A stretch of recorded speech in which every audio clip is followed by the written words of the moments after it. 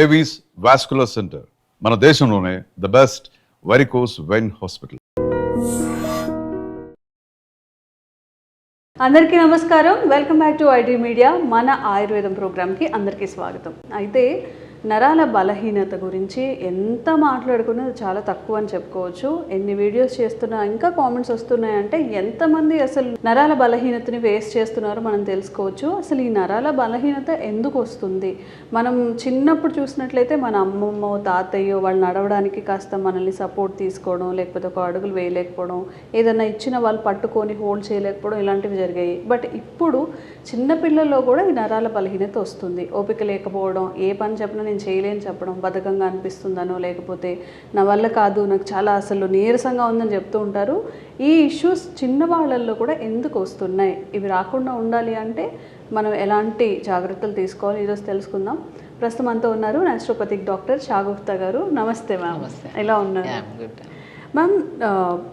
ఎప్పుడో 60స్లో రావాల్సినవి early 30స్లో 20 age వాళ్ళలో చిన్న పిల్లల్లో కూడా చూస్తుంటాం. అరే చూస్తూనే వాడు పడిపోతూ ఉంటాడు, ఎందుకురా ఏవిచ్చినా అట్లా పడేస్తూ ఉంటావు, నీకు హోల్డ్ చేయడానికి అవ్వట్లేదా, పట్టుకోవడానికి అవ్వట్లేదా అని అంటూ ఉంటారు. అసలు నరాల బలహీనత ఎందుకు వస్తుంది? మనం అంత స్ట్రాంగ్గా ఉండాలి అంటే ఏం చేయాలి? సో స్పెషల్లీ ఈ జనరేషన్లో ప్రత్యేకంగా మనము పురాతన కాలంలో చూస్తే నరాల బలహీనత అంటే 60, 70, 70 దాటిన తర్వాత వచ్చేవి. అందులో కూడా చాలా వరకు రేర్ తిమ్మిర్లు ఉండేవి. ఈ మధ్య కాలంలో చిన్నపిల్లని అడిగినా చెయ్యి తిమ్మిరి పట్టేసింది, కాలు తిమ్మిరి పట్టేసింది, లెథార్జిక్గా ఏదైనా పని చేయడానికి కూడా బాడీ అనేది సహకరించదు. ఎందుకంటే ఇప్పుడు నరాల బలహీనత రావడానికి మేజర్ కారణం 3 విటమిన్స్ అని చెప్తానండి. Vitamin B12, B complex vitamins తగ్గిపోయాయా, నౌత్ స్ట్రెంథింగ్ ఉండదు. డి విటమిన్ చాలా ఇంపార్టెంట్. డి విటమిన్ మనకు మెయిన్ ఇంపార్టెంట్ కాల్షియం ఒకటి, డి విటమిన్ ఒకటి, అండ్ స్పెషల్లీ B12 ఒకటి, అండ్ ఇంకా కొద్దిగా మనం చూస్తే ఐరన్ డెఫిషియన్సీ. ఈ 4 డెఫిషియన్సీస్లో మన బాడీలో ఎప్పుడైతే తక్కువ అయిపోతాయో డెఫినెట్గా మనకి వయసుతో సంబంధం లేకుండా ప్రతి ఒక్కరికి ఇప్పుడు 20 to 30 ఇయర్స్ వాళ్ళని తీసుకుంటే సయాటికా పెయిన్, బ్యాక్ పెయిన్, మోకాలు నొప్పులు, సర్వైకల్ స్పాండిలైటిస్ ఒక్కటి కాదు, మ్యాక్సిమం లిస్ట్ తీస్తే రాస్తుంటే చెప్తూనే ఉంటారు నొప్పులు. అలా అయిపోయాయి. ఎందుకు అంటే మనం తీసుకుంటున్నాం. ఇప్పుడు మనం ఏదైతే మనం మునక్కాయల గురించి మాట్లాడుతున్నాం. మునక్కాడలో సుప్రీం వెజిటబుల్ ఇది యాక్చువల్లీ. మునక్కాడలు కానీ, మునగాకు కానీ, మునక్కాయ లోపల మనం మునక్కాడిని కోస్తే లోపల విత్తనం ఉంటుంది చూడండి, ఆ విత్తనం కూడా బ్లడ్ని ప్యూరిఫై చేసి నర్వ్స్కి స్ట్రెంథనింగ్ యూజ్ చేస్తాం. అంత సుప్రీం ట్రీ కింద కన్వర్ట్ మనం మాట్లాడతాం దీన్ని. సో ఇదంతా తీసుకుంటున్నాం, కానీ అయినా డెఫిషియన్సీ ఎందుకు వస్తుంది? చాలా మంది అంటుంటారు మనం మునగాకు గురించి మాట్లాడతాం, మాకు అందరికి తెలుసు మేడం మేము వాడుతున్నాం, కానీ మాకు తగ్గట్లేదు అంటుంటారు. సో ఎందుకు తగ్గట్లేదని చూస్తే తింటున్న న్యూట్రిషన్ కంటే జంక్ ఫుడ్ ఎక్కువ అయిపోతే ఎక్కడ మనకి బ్యాలెన్స్ చేయగలుగుతాం? ఇప్పుడు మనం మంచి ఫుడ్ తీసుకున్నాము, స్టమక్ లో ఉంది, దానికి సమానంగా కూడా ఇంకా కొద్ది మంచి ఫుడ్ యాడ్ చేస్తే రెండు కలిసి న్యూట్రిషన్ కింద కన్వర్ట్ అయ్యి బాడీ యూటిలైజ్ చేసుకుంటుంది. మధ్యాహ్నం చక్కగా మునగాకు పప్పు తినేసి ఈవినింగ్ మంచూరియాలు అవి తింటూ ఉంటారు, బెనిఫిట్ ఉండదు. నేను అదే అంటున్నాను. సో మ్యాక్సిమం ఫుడ్లో ఇలాంటి ఇర్రెగ్యులర్ ఫుడ్ హ్యాబిట్స్ ఒకటి. Next physical activity. నేను అంటాను బ్రహ్మాండంగా నరాల బలహీనతకి ఫుడ్ మనకు అవసరం లేదు, మనం తినే ఫుడ్ సరిపోద్ది. ఆ తిన్న ఫుడ్ డైజెషన్ చేసి అది బ్లడ్ కింద కన్వర్ట్ అయ్యి, ఆ బ్లడ్ అనేది న్యూట్రిషన్ కింద కన్వర్ట్ అయ్యి, ఆ న్యూట్రిషన్ ప్రాపర్గా మనకి నర్వ్స్కి స్ట్రెంథనింగ్గా మారితే మనకి ఈ ప్రాబ్లమ్స్ ఉండవు కదా. అదంతా ప్రాసెస్ జరగాలంటే ఫిజికల్ యాక్టివిటీ ఉండాలి. యోగా బెస్ట్ అండి. నేను ఏమంటానంటే ఒక మనిషికి ఏ సమస్య రావడానికి కూడా మెయిన్ కారణం ఫిజికల్ యాక్టివిటీ లేకపోవడం వల్ల. ఒక మనిషికి మొబిలిటీ ఉంటే కరెక్ట్ టైంకి ఆకలిస్తుంది. ఇప్పుడు ఇది జనరేషన్లో ఆకలి అంటే తెలియదు. ఆకలి అని కాదు, ఆకలి వెయ్యకుండానే తినేస్తాం, టైం అయిపోతుంది తినేయాలి. ఇప్పుడు లేట్గా లెగుస్తాం, బ్రేక్ఫాస్ట్ 10కి తింటాం, 1:30కి అప్పుడు మేల్కొంటాం కదా. అంటే బ్రేక్ఫాస్ట్ తినేది 10కి కదా, 1:30కి అప్పుడు డైజెషన్ అవుతుంది. ఎందుకంటే మీరు 8కి బ్రేక్ఫాస్ట్ చేస్తేనంటే 1కి ఆకలి వేస్తుంది. సో మీరు 10కి బ్రేక్ఫాస్ట్ చేస్తే ఆకలేదు, బట్ టైం అయిపోయిందని తినేస్తున్నాం. ఈ బ్రేక్ఫాస్ట్ చేసింది డైజెషన్ అవ్వాలి, అది మిగిలిపోయింది పొట్టలో. మళ్ళీ ఈ ఆకలి అనే ఫీలింగ్తో, టైం అయిపోయిందన్న ఫీలింగ్తో తినేస్తాం లంచ్ కూడా. ఈ లంచ్ డైజెషన్ అయ్యేటప్పుడు కల్లా 4 to 5 మధ్యలో మనకి స్నాక్ టైం వచ్చేస్తుంది. అప్పుడు బిస్కెట్ కావాలి, కంపల్సరీ టీ కావాలి మనిషికి. కావాలనేది కాదు, మన చుట్టుపక్కల తాగుతున్నారు, వేరే వాళ్ళు కూడా తాగుతున్నారు, ఫోన్ చేసినా కూడా వాళ్ళు కూడా ఫ్రెండ్స్ కూడా తాగుతున్నారు, మనం తాగేయాలి. అవును. అసలు మనకి పొద్దున బ్రేక్ఫాస్ట్ లేట్గా తిన్నాం కదా, అది డైజెషన్ అవ్వలేదేమో, లంచ్ కూడా కొద్దిగా హెవీగా తిన్నాం కదా, అది కూడా డైజెషన్ అవ్వలేదేమో, టీ బిస్కెట్లు వేసాం కదా, ఇవి హెవీ అయిపోతుంది. అంటే స్టమక్లో ఎంత స్టోరేజ్ ఉందో గమనించాం మనం. వేస్తూనే ఉన్నాం. మనం ఏమనుకుంటాము, ఇంకా డిన్నర్ టైంకి వచ్చిన తర్వాత మళ్ళీ ఏదో తినేస్తాం. ఇవన్నీ క్లమ్జీ అయిపోయిన తర్వాత మనకి డైజెషన్ అవ్వక పొట్టలో అలా ఉండిపోయి బ్లోటెడ్ అయిపోతుంది. పడుకుంటున్నప్పుడు నిద్ర రాదు, పొట్ట అంతా హెవీగా అనిపిస్తూ ఉంటుంది. ఇన్ని చూసారా? నేనేమంటుంటే ఆ ఫుడ్ని మార్నింగ్ పూట లేగండి, లేచిన తర్వాత మంచిగా బ్రేక్. ఇప్పుడు నర్వ్ ప్రాబ్లంలో specially back pain, knee pain, sciatic pain, any kind of pains joints సంబంధించి ఉంటే దాన్ని మనం ఏం చేయాలి? మీరు ఇవన్నీ ఇప్పుడు నేను మునక్కాడల గురించి చెప్పాను, దీంట్లో విటమిన్స్, మినరల్స్ ఒకటి కాదు, కౌంట్ చేస్తా వెళ్తే ఎన్నో రకాలు అన్నీ. ఇప్పుడు మనం పాలలో దొరికేవి, అవునా, సో మనం నాన్ వెజ్లో దొరికేవి అన్ని, ప్రోటీన్స్, విటమిన్ అన్నీ ఉంది, కౌంట్లెస్ అన్నీ ఉంటాయి మునక్కాడలో. మనము పోనీ ఎంత మోతాదులో తీసుకుంటాం అనేది కూడా చాలా ఇంపార్టెంట్. రోజుకి ఒక మనిషికి 1 లేదా 2 మునక్కాడలని ముక్కలు తింటున్నాం, నచ్చింది కదా అని చెప్పి గిన్నె వేసుకుని తినేస్తాం, వేడి చేస్తుంది. అదేమంటారంటే వేడి అయిపోతుంది నా మునక్కాయలు తింటే. వేడి ఎందుకు అవుతుంది? మీరు తినాల్సిన దానికంటే ఎక్కువ తినడం వల్ల. సో ఒక మోతాదులో పెట్టుకోండి. ఇప్పుడు ఒక మ్యాక్సిమం లంచ్లో ఎంత తింటామంటే ఒక 7 ముక్కల, చిన్న చిన్న ముక్కల్లాగా మనకు కూరలా చేసుకుంటాం, స్టీమ్ పెట్టుకొని జస్ట్ కొద్దిగా పెప్పర్ పౌడర్, లైట్ సాల్ట్, కొద్దిగా సన్ఫ్లవర్ సీడ్స్ పౌడర్ చేసుకుని ఎంత టేస్టీగా ఉంటుంది. అలా చేసుకొని తిన్నాం అనుకోండి, ఒక మ్యాక్సిమం ఒక బౌల్లో, చిన్న బౌల్లో తీసుకుంటాం. పొట్ట ఇంతే పొట్ట, దీనికి ఎన్ని వేస్తాం? 20 వేస్తాం ముక్కలు. ఒక లిమిట్గా వేయాలి. ఆ లిమిట్ దాటిన తర్వాత వేస్తే అది వేడి అయిపోతుంది.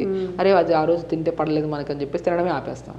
సో అలా కాదు, మనము ఈరోజు మునక్కాయలు తిన్నామా, ఓ రోజు పాలకూర తిన్నామా, ఓ రోజు మెంతి కూర తిన్నామా, ఓ రోజు సొరకాయ తిన్నామా, ఓ రోజు బీరకాయ, ఓ రోజు కాగా, అన్నిట్లో ఉంటాయి విటమిన్స్. కానీ ఎంత మోతాదులో తింటున్నాం అనేది చాలా ఇంపార్టెంట్. ఒక లిమిట్గా తింటే అది న్యూట్రిషనే, అది మోర్ తింటే అది విషమే అంటాను. సో అలాగా లంచ్ టైం, మార్నింగ్ బ్రేక్ఫాస్ట్ టైంలో మంచిగా జావ చేసుకోండి.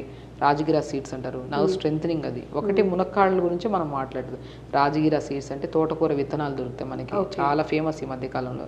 రాజగిరా సీడ్స్ అంటే ఒక్కొక్క ఏరియాలో ఒక్కొక్క పేరును పెడతారు. తోటకూర విత్తనాలు, మన తెలుగులో అయితే తోటకూర విత్తనాలు అంటారు. అవి చిన్న చిన్నగా ఉంటాయి, అవి పెనం మీద వేసి ఇలా వేపితే పాప్కార్న్ లాగా ఊడిస్తారు, పేలాగా. దాన్ని లడ్డు లాగా కూడా చేసుకొని తింటుంటారు.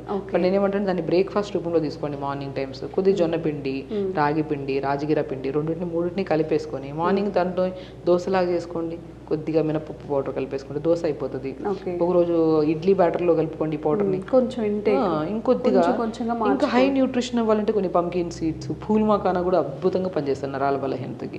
పూల్ మకానా అంటే తామర గింజలు. నేను 4-5 ఆప్షన్స్ చెప్తున్నాను, ఎందుకంటే మీకు ఏది ఈజీగా అవైలబుల్గా ఉంటుందో అది తెప్పించుకుంటారనేసి.